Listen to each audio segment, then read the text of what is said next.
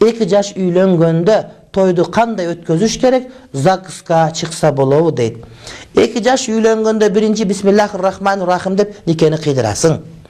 Анан той кылганда бул бөлмөгө эркектер, бул бөлмөгө аялдар отуруп той кыласың. Жок дегенде бир кой соёсуң, элди чакырып той бересиң, ошо менен той бүтөт. ЗАГС деген эмне? Ошол машинеге 2 товар сүйлөп байлап аласың дагы, аял менен күйөө менен кызды отургузуп, жаның атаң отургузуп, бияк апаң отургузуп, өзүң айдап кетип каласың. Анан кыз менен бала чогулуп бийлеп тарака турак болуп түшкөнү бул таптакыр туура эмес.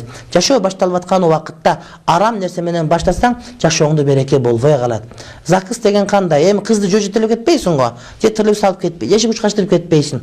Ошол машиненин кичине краскалап, аяк биягын жууп, чаңдарын арчып, кичине 1-2 шар байлап алган болсоң боло берет.